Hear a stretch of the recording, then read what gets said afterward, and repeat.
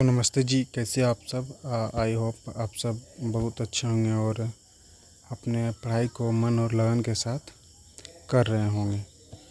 तो आज हम मोबाइल स्क्रीन रिकॉर्डिंग से एक वीडियोस बना रहा हूँ जिसमें आप लोग को बताएंगे प्रकाश के परावर्तन। प्रकाश के परावर्तन जो चैप्टर है उसका एक वन शॉट जैसा एक जिसमें बहुत ही इम्पोर्टेंट टॉपिक है, वही चीज़ को देखेंगे। प्रकाश का परावर्तन ये बिहार बोर्ड 10th के लिए विज्ञान भौतिकी का एक चैप्टर है जिसका नाम प्रकाश का परावर्तन है। इंग्लिश में रिफ्लेक्शन ऑफ लाइट कहते हैं, जो कि बहुत ही महत्वपूर्ण है। यहाँ से बहुत सारे क्वेश्चंस बोर्ड एग्ज़ाम में पूछे जाते हैं। तो सीखने का उद्देश्य आज हम लोग इस वीडियो में क्या क्या सीखेंगे उस चीज़ को दिखाते हैं। पहला सीखेंगे प्रकाश का परावर्तन समझना, मतलब समझेंगे प्रकाश का परावर्तन होता क्या है। दूसरा चीज़ सीखेंगे परावर्तन के नियम। परावर्तन के नियम जानेंगे कि परावर्तन के नियम क्या होता है, क्योंकि इसको कभी 2 नंबर में तो कभी 5 नंबर में पूछता है अलग अलग हिसाब से। और तीसरा सीखेंगे गोलाकार दर्पण का अध्ययन, मतलब गोलाकार दर्पण को भी हम लोग अच्छे से समझेंगे। ठीक है। चौथा है प्रतिबिंब निर्माण, जिसको हम लोग प्रतिबिंब कैसे बनता है किसी वस्तु का, उस चीज़ के बारे में भी हम लोग सीखेंगे। ठीक है, इसको हम लोग थोड़ा मिटा लेते हैं। ठीक है, उसके बाद सीखेंगे अगला, देख सकते हैं अगला है दर्पण सूत्र एवं आवर्धन सीखेंगे। दर्पण सूत्र 5 नंबर में पूछता है और हर एक 2-3 वर्ष में एक बार पूछ ही लेता है। ठीक है जी, 2-4 वर्ष में एक बार पूछ ही लेता है, क्योंकि बहुत ही इम्पोर्टेंट है प्रकाश के परावर्तन के नियम और दर्पण सूत्र। ठीक है, ये बहुत ही इम्पोर्टेंट है। तो चलिए इसका जो कुछ और है, इससे आपतित किरण होता है क्या, ये आने वाली किरण को आपतित किरण बोलते हैं। ठीक है, और ये एक समतल दर्पण पे आता है। ठीक है, ये एक समतल दर्पण पे आता है और जो लौट कर किरणें चली जाती है उसे परावर्तित किरण कहते हैं। जो वापस टकरा कर लौटता है उसे परावर्तित किरण कहते हैं। ठीक है, और इसके बीच एक अभिलंब आता है जो समतल दर्पण से 90 डिग्री का कोण बनाता है, इसको अभिलंब बोलते हैं। ठीक है, इसमें आपतन कोण बराबर परावर्तन कोण होता है। इसमें आपतन कोण का मान जितना उतना ही परावर्तन कोण का मान होता है। ठीक है जी, तो चलिए हम लोग नेक्स्ट स्लाइड पे जाते हैं और देखते हैं क्या है। नेक्स्ट स्लाइड पे है हम लोग का, सबसे पहले क्लास स्टार्ट करने से पहले गणेश भगवान का आशीर्वाद ले लीजिए, ताकि हम लोग का जो क्लास है ये पूरा अच्छा से सबको समझ आए। जितना हो सके इस मोबाइल से मैं कोशिश करूँगा करने का, बाकी आपका बोर्ड पे भी वीडियोस बहुत जल्दी आ ही जाएगा। ठीक है, तो आशीर्वाद ले लीजिए। और अभी सेशन आप स्टार्ट में ही देख रहे हैं तो सेशन को लाइक कर लीजिए और अपने दोस्तों में जो आपके साथ क्लासमेट है, जो आपके साथ पढ़ रहे हैं, उसको आप एक बार शेयर भी कर दीजिए। ठीक है, और चलिए नेक्स्ट मतलब आगे देख रहे हैं हम लोग। आगे की स्लाइड में कुछ मोटिवेशंस लाइन है।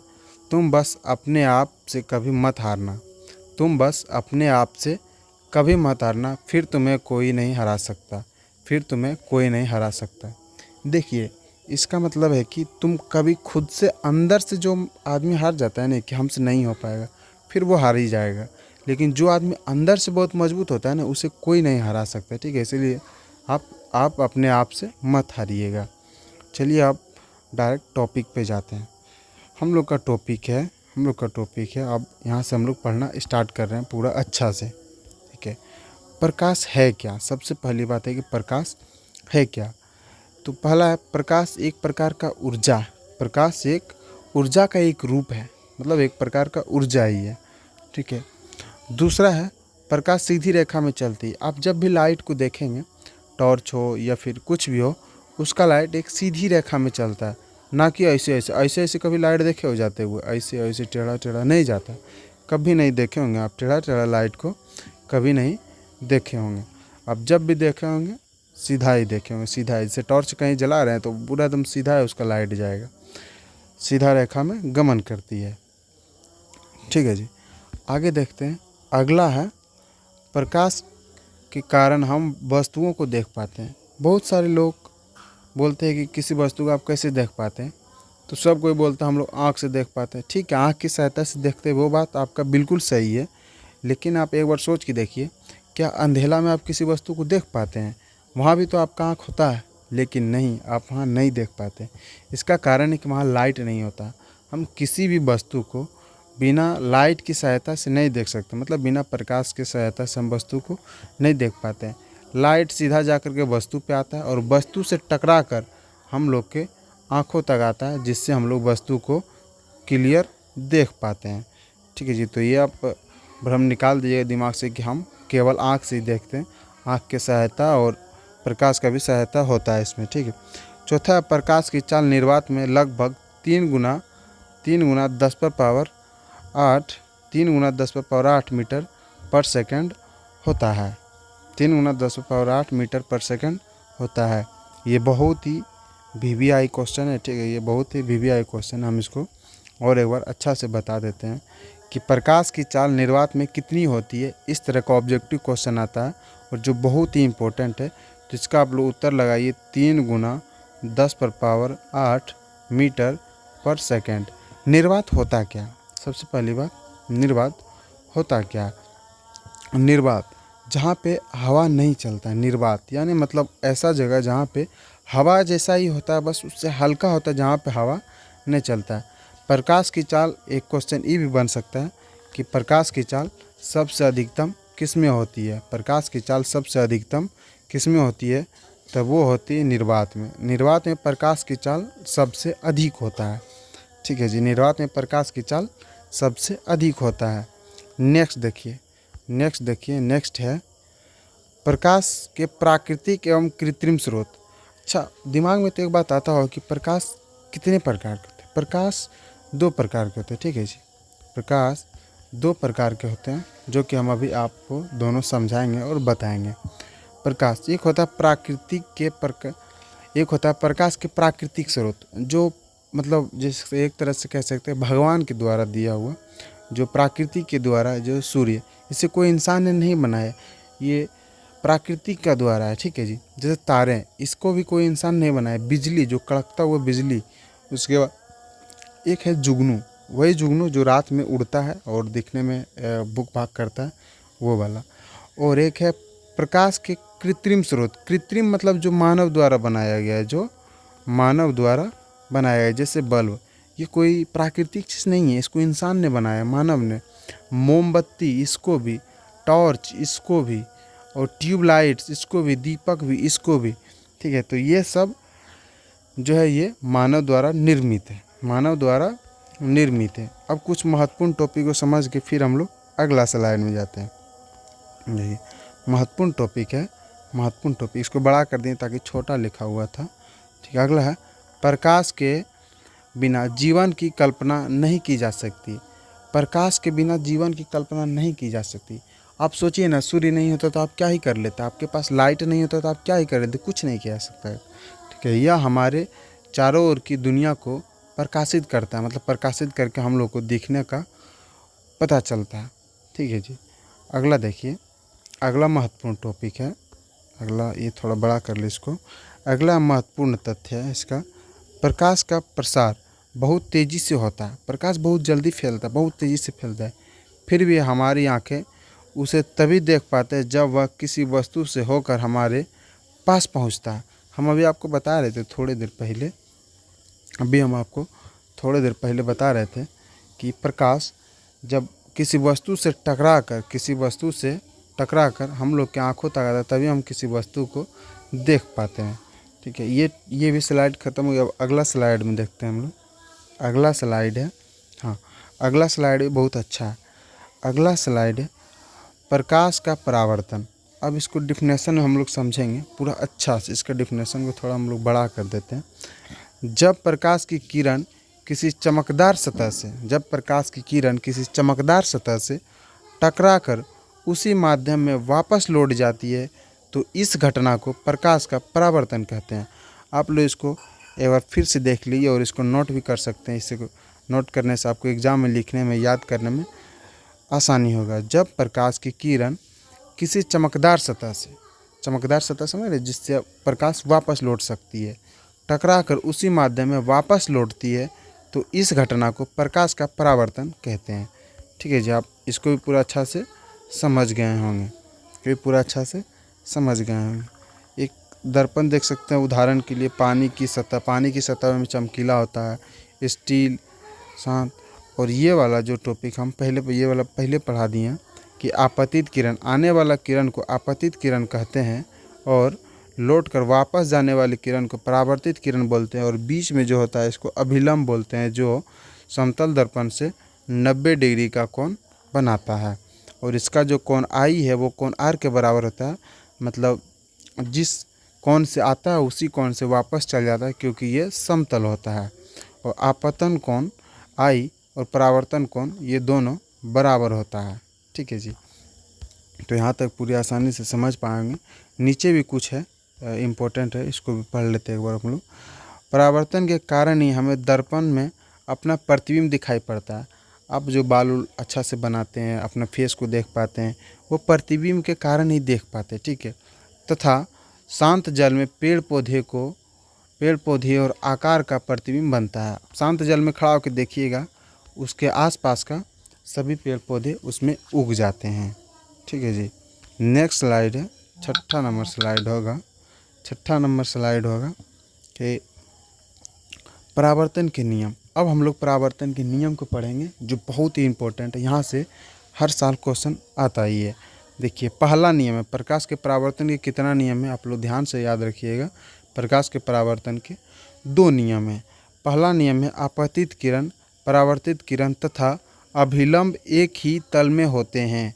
मतलब अब हम अपने आसान भाषा में इसको समझाते हैं, आप इसको एक बार ज़रूर समझ लीजिए। देखिए, ये कहना चाहता है कि आपतित किरण मतलब आने वाला किरण, ठीक है, आपतित किरण मतलब आने वाला किरण, एवं परावर्तित किरण जो लौट जाता है, परावर्तित किरण और आने वाला किरण तथा अभिलंब जो बीच में समतल दर्पण के साथ 90 डिग्री का कोण बनाता है, तीनों एक ही तल में स्थित होता है, मतलब एक ही दर्पण पे स्थित होता है। पहला नियम तो इसका यही है। ठीक है जी, पहला नियम इसका यही है। दूसरा नियम है आपतन कोण परावर्तन कोण के बराबर होता है, मतलब जिस कोण से आता है उसी कोण से वापस भी चल जाता है। और बीच में जो अभिलंब होता है ये समतल दर्पण के साथ 90 डिग्री का कोण बनाता है, और इसमें कोण आई है वो कोण आर के बराबर होता है। यही है प्रकाश के परावर्तन के नियम। आप देख सकते हैं, और हम नीचे दिखा भी दें कि यही दोनों नियम बोर्ड परीक्षा में सबसे अधिक पूछे जाते हैं। बहुत इम्पोर्टेंट है, बहुत इम्पोर्टेंट। मैं बता रहा हूँ ना कि बहुत इम्पोर्टेंट है। और बगल में आप इसका फिगर भी बना दीजिएगा, ठीक है, और उसमें दर्शा दीजिएगा, उसमें दिखा दीजिएगा कि यह अभिलंब, आपतित किरण, परावर्तित किरण, ये लिख दीजिएगा। ठीक है, बहुत सारा विद्यार्थी के मन में डाउट रहता है कि लिखना है कि नहीं लिखना। मैं कहूँगा लिख दीजिए, अभिलंब लिख दीजिएगा, और परावर्तन वाला भी जो जितना है सब कुछ लिख दीजिएगा। ठीक है, और परावर्तक सतह भी लिख दीजिएगा जो दर्पण वाला है, और इसमें दिखा दीजिए कोण आई जो है आपतन कोण है, और कोण आर जो है वो परावर्तन कोण है। बाकी इतना ही लिखना, आपको अच्छा नंबर मिलेगा। ये हर साल क्वेश्चन पूछा जाता है बोर्ड एग्जाम में। ठीक है, नेक्स्ट स्लाइड देखते हैं। नेक्स्ट स्लाइड है, बहुत ही इंपॉर्टेंट टॉपिक है ये, जितना भी पढ़ रहे हैं बहुत ही VVI है। ठीक है जी, अब देखिए अगला है परावर्तन के प्रकार, कितना प्रकार से परावर्तन होता है। वैसे ये टॉपिक इम्पोर्टेंट नहीं है, मैं पहले ही बता दे रहा हूँ, बट देख लीजिए, समझना भी ज़रूरी है, क्योंकि ये सब चीज़ें जीवन में भी कई बार फॉलो होता है, और ये बहुत ही ज़रूरी है समझने के लिए।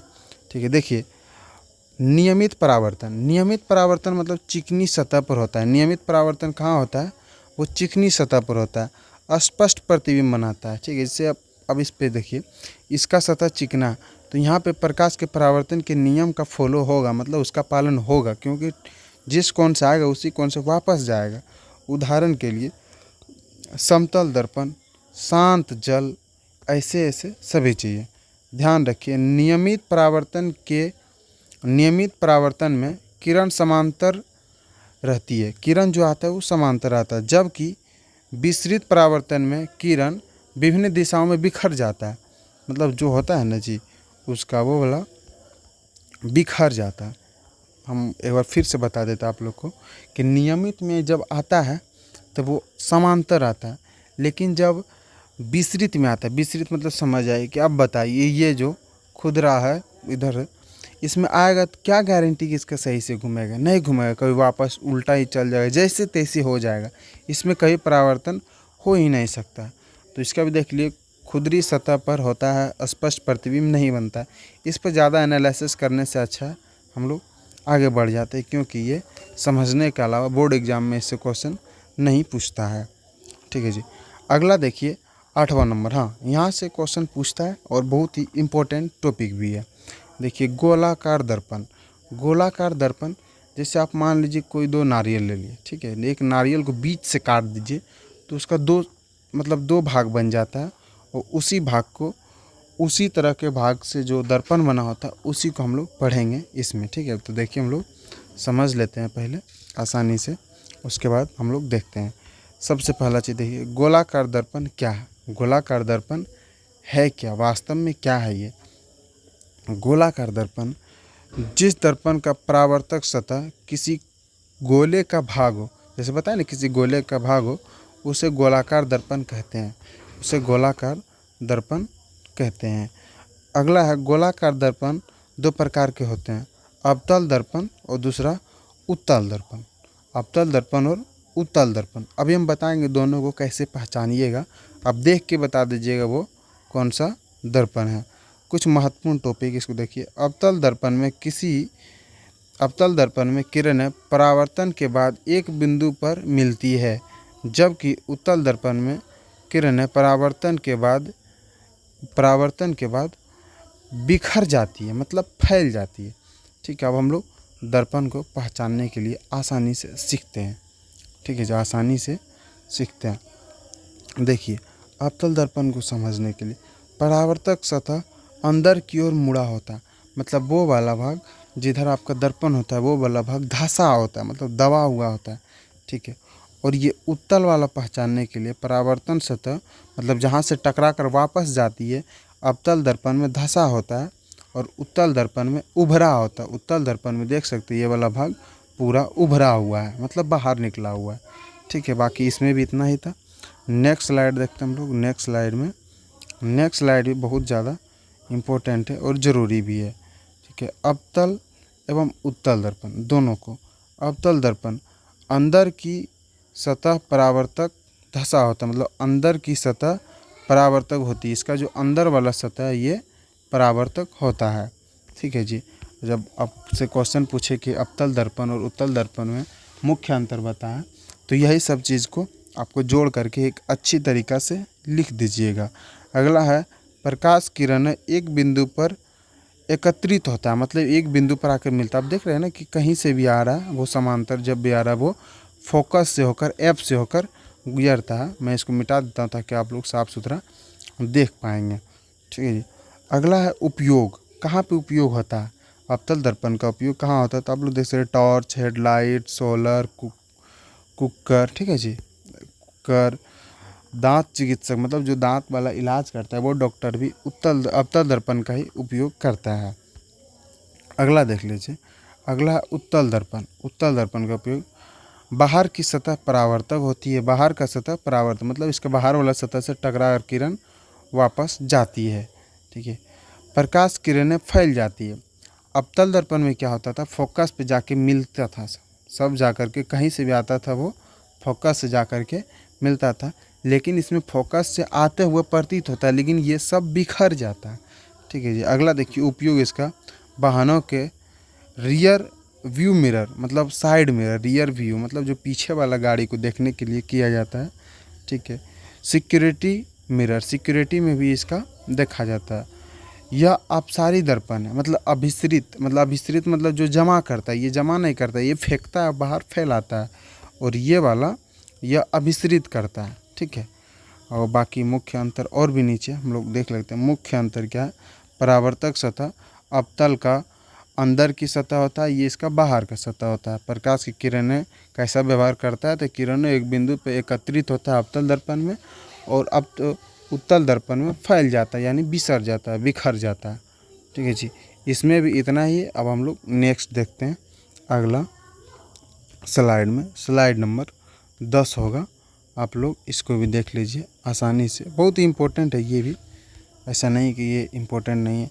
गोलाकार दर्पण के मुख्य भाग, अब देखिए कि दर्पण होता क्या है, हम लोग शॉर्ट में समझाने का पूरा कोशिश किए हैं, ठीक है जी। आप इसको हम लोग एनालिसिस कर लेंगे। सिर्फ पोल, ध्रुव क्या होता है पोल, तो ये जो पी है पॉइंट है, इसी को हम लोग ध्रुव पी बोलते हैं, ठीक है जी। दूसरा है ध्रुव और वक्रता त्रिज्या को मिलाने वाली सीधी रेखा को मुख्य अक्ष कहते हैं। से बोल रहा है ध्रुव, ध्रुव पी को हम लोग ध्रुव बोलते हैं, ठीक है, पोल। दूसरा है वक्रता केंद्र यानी सी, वक्रता केंद्र मतलब सी, मिलाने वाली सीधी रेखा, ये जो रेखा है इसी को हम लोग मुख्य अक्ष कहते हैं, इसी को हम लोग मुख्य अक्ष कहते हैं। तो ये वाला यहाँ से यहाँ तक इसको मुख्य अक्ष कहते हैं, ठीक है जी। दूसरा है वक्रता केंद्र गोलाकार उस गोले के केंद्र जिसका भाग दर्पण का हो। जैसे मान लीजिए ये जो दर्पण है ये भी तो किसी गोला का भाग होगा, जैसे हम बता रहे थे अभी नारियल का, जिसका भी भाग होगा उसी का जो केंद्र होगा, उस नारियल का जो सेंटर होगा उसी को हम लोग वक्रता केंद्र बोलते हैं। और ये जो लाइन गया है वक्रता केंद्र फोकस के बीच, इसी को हम लोग मुख्य अक्ष बोलते हैं। चौथा है वक्रता त्रिज्या, ध्रुव और वक्रता केंद्र की दूरी, इसको वक्रता त्रिज्या भी बोलते हैं, इसको मुख्य अक्ष भी बोलते हैं और वक्रता त्रिज्या भी बोलते हैं। आप लोग देख सकते हैं इसको अच्छा से सजा के लिखा हुआ है कि ये जो आर लिखा हुआ है ये वक्रता त्रिज्या है और सी से यहाँ तक ये मुख्य अक्ष, इसका मेन वाला भाग है, ठीक है। अगला है मुख्य फोकस भी हम लोग आपको समझा ही देते हैं, उसके बाद हम लोग आगे बढ़ेंगे। ये है मुख्य फोकस है मुख्य अक्ष के समांतर आने वाली किरणें परावर्तन के बाद मिलने वाले बिंदु पर, जिससे आप इसको आसानी से समझिए, आसानी भाषा से समझाते हैं आसान से। देखिए जो इसमें मुख्य अक्ष, ये वाला मुख्य अक्ष है, ये वाला मुख्य अक्ष है, ये तो आप लोग समझ ही गए होंगे। इसके समांतर आने वाली प्रकाश की किरणें जब वापस लौटता है तो ये फोकस से होकर गुजरता है। ये जहाँ से होकर के, चाहे किधर से, इधर से भी आएगा तो यहीं से जाएगा, यहाँ से भी आएगा तो यहीं से, जहाँ पे जाके मिलता है इसी को हम लोग एफ बोलते हैं, यानी फोकस बोलते हैं, ठीक है। यहाँ पे आप उसके बाद फोकल दूरी क्या होता है, फोकस दूरी, ठीक है। इसको भी ध्रुव और मुख्य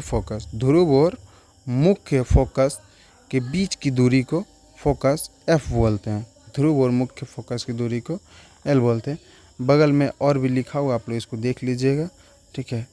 इतना हाँ ठीक है, आप अगर आपको पढ़ना है तो पढ़ लीजिएगा, इसको हम एक बार दिखा देते हैं, आप लोग स्क्रीनशॉट वगैरह ले सकते हैं, आपको जैसा ही मन करे, या नोट कर सकते कॉपी में तो कर सकते, उससे कोई दिक्कत नहीं है। अगला देखिए, अगला है कि स्थिति क्या है, अवतल दर्पण द्वारा बना प्रतिबिंब की स्थिति क्या है, प्रतिबिंब किन किन स्थितियों में कहाँ और कैसे बनता है। तो सबसे पहली बात है हम लोग इसको एकदम पूरा अच्छा से समझेंगे, ठीक है, पूरा अच्छा से इसको समझेंगे एकदम आसान भाषा में। आप एक बार देख लीजिए कि ये अवतल दर्पण का, उत्तल दर्पण का भी बताएंगे, अभी हम होगा तो हम दिखाएंगे ही। अवतल दर्पण द्वारा बना प्रतिबिंब निर्माण कैसे कहाँ होता है। सबसे पहली बात, ये 6 प्रकार का प्रतिबिंब बनाया गया 6 जगह अलग अलग स्थिति में, ठीक है।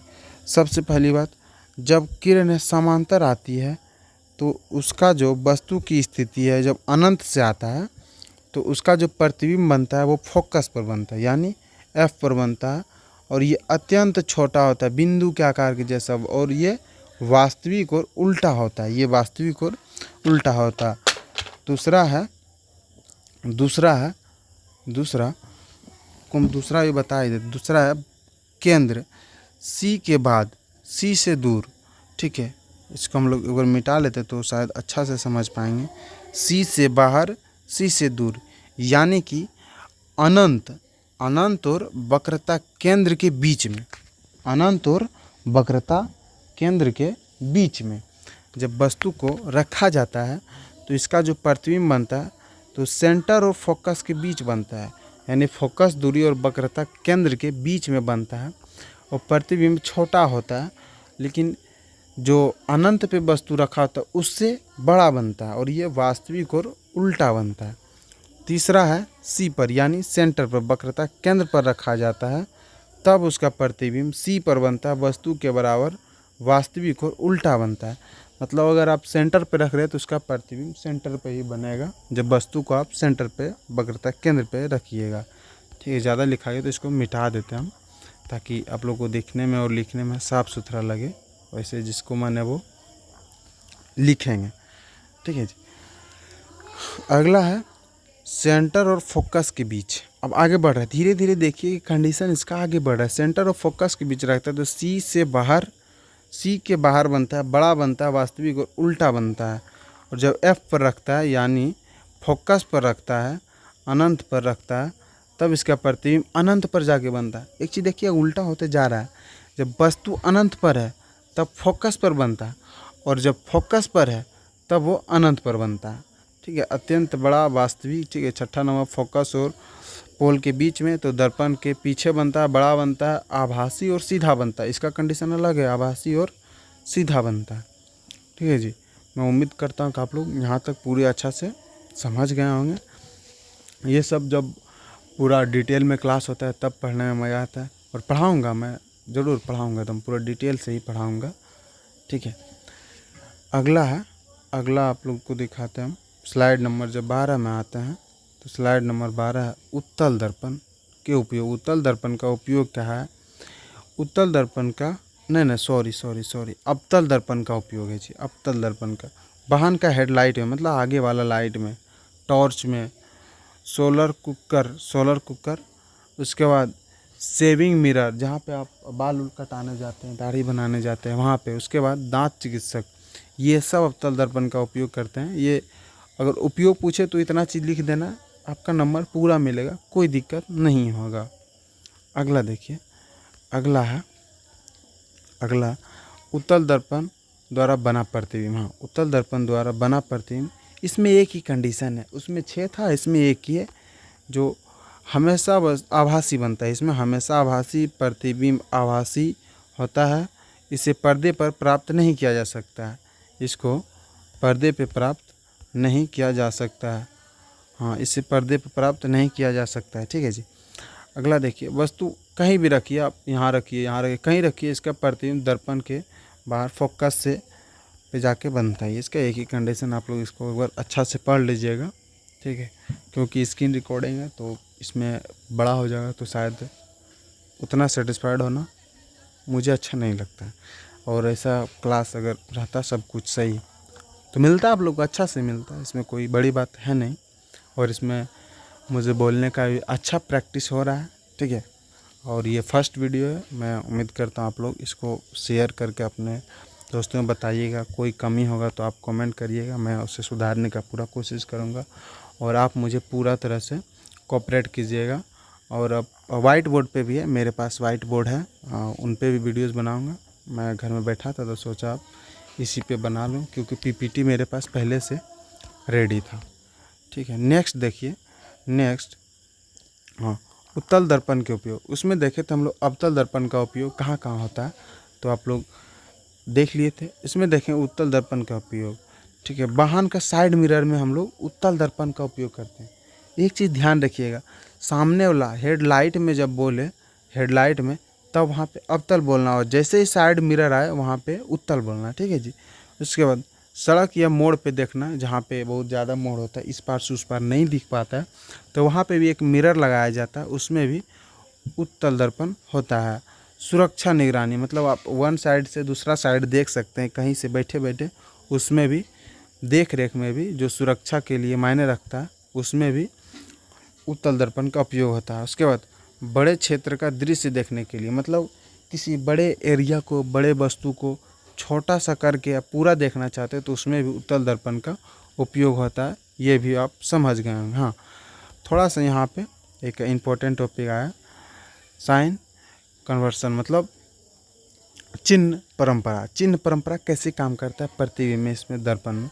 जब अगर ऊपर जाएगा, देख सकते हैं मुख्य अक्ष के दाईं ओर, जब दाईं ओर जाता है तब ये प्लस हो जाता है, दाईं ओर में ये प्लस हो जाता है। मुख्य अक्ष के बाई दिशा में जब बाईं ओर साइड जाता है तो ये माइनस हो जाता है, ऊपर जाता है तो ये प्लस हो जाता है, नीचे जाता है तो ये माइनस हो जाता है। बहुत ही आसान है, ईजी है, तो इसको तो पढ़ाने का कोई ज़रूरत नहीं है, क्योंकि आप अगर 10th में पढ़ रहे हैं, 10th में अच्छी तैयारी कर रहे हैं तो इतना तो सबको पता ही होगा। ये बच्चों वाला चीज़ क्या ही अच्छा से इसको करें, ठीक है। ये तो आप समझ रहे हैं। हाँ, एक चीज़ और जो बहुत इम्पोर्टेंट है, दर्पण सूत्र। दर्पण सूत्र बहुत मायने में पूछा जाता है, बहुत इम्पोर्टेंट है।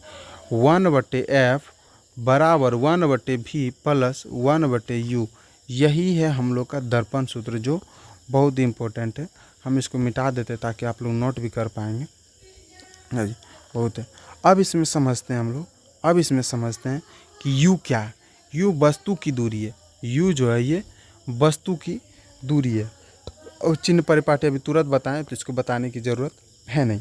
दूसरा है भी प्रतिबिंब की दूरी है। भी प्रतिबिंब की दूरी है। f फोकस दूरी है। आप लोग सब जानते हैं ये जो फोकस दूरी होता है f वक्रता केंद्र और पोल के बीच में, इसी को हम लोग f बोलते हैं, ठीक है।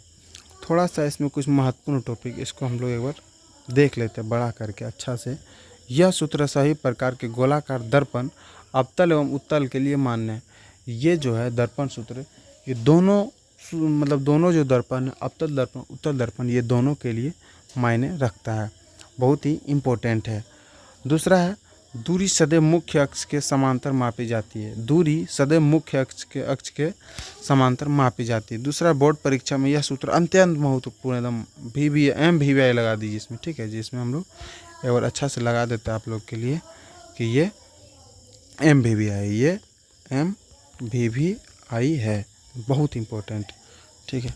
चलिए हम लोग नेक्स्ट स्लाइड पे चलते हैं। वीडियोस लंबा होते जा रहा है, स्क्रीन रिकॉर्डिंग है, ठीक है। आप लोग इसे बहुत अच्छा से प्यार दीजिएगा, देखिएगा, 1-2 बार देखिए, ये इससे आपको बहुत ही फ़ायदा होगा। इसमें जिस तरह एनालिसिस करें हैं ना भाई, मत पूछिए। फर्स्ट वीडियो है, एफर्ट तो लगाए हैं आप लोग, उम्मीद है कि आप लोग सीख पाएंगे। उसके बाद आवर्धन को देखिए हम लोग, आवर्धन, ठीक है। आवर्धन दर्पण द्वारा बनने वाला प्रतिबिंब की आकार, दर्पण द्वारा बनने वाला प्रतिबिंब के आकार तुलना वस्तु के आकार के आवर्धन कहते हैं। पहला दिमाग में आया होगा आवर्धन होता क्या भाई, आवर्धन होता क्या। देखिए मैं बताता हूँ आवर्धन होता क्या है, ठीक है। इसको आसान भाषा में समझते हैं। जैसे देखिए कोई वस्तु है, कोई वस्तु है तो उसका भी कुछ आकार होगा। जैसे मान लीजिए कोई वस्तु है, ऐसे करके इसका प्रतिबिंब इधर बना, इसका प्रतिबिंब इधर बना, ठीक है। तो वस्तु के आकार का प्रतिबिंब, उसके वस्तु के प्रतिबिंब और वस्तु के द्वारा बना प्रतिबिंब का आकार, वस्तु और प्रतिबिंब का आकार दोनों को जब तुलना करते हैं, इसी को आवर्धन कहता है, ठीक है। और आसान भाषा में हम लोग आगे चलते हैं और आसान भाषा में समझेंगे। जैसे H1 HI/H0, ठीक है, -U/V। M जो है इसमें है क्या, देखिए M है आवर्धन, जो निकालना पड़ता है, न्यूमेरिकल्स में पूछता है इसको।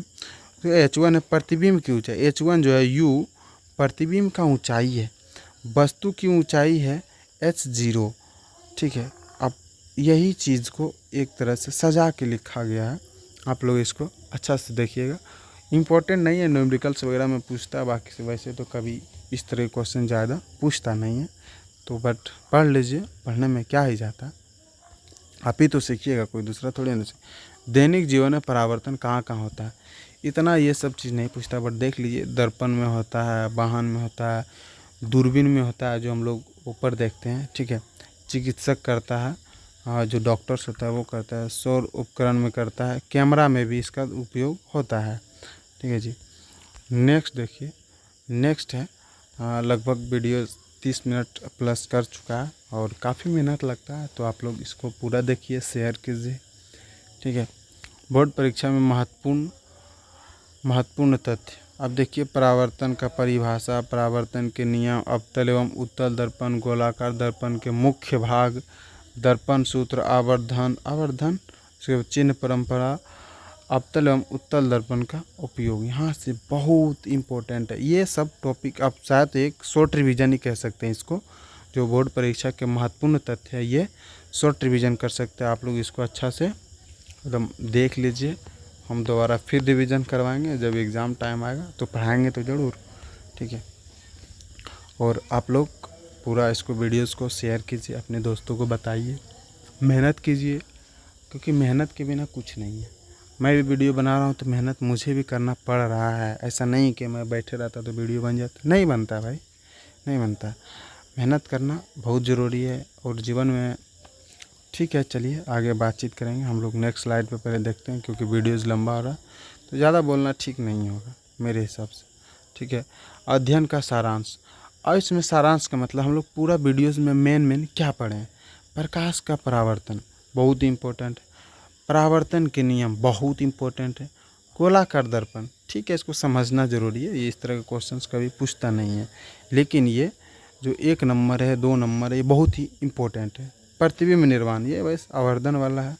ठीक है, ये भी उतना इम्पोर्टेंट नहीं। हाँ, दर्पण सूत्र बहुत इम्पोर्टेंट है, एकदम पूरा आवर्धन वाला, ये भी थोड़ा इम्पोर्टेंट है, देख लीजिए।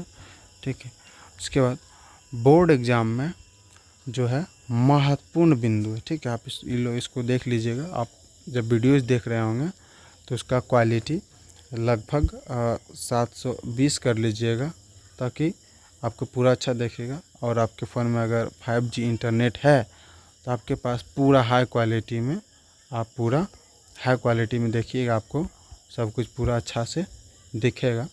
ठीक है, तो आप लोग देख लीजिएगा एक बार इसको।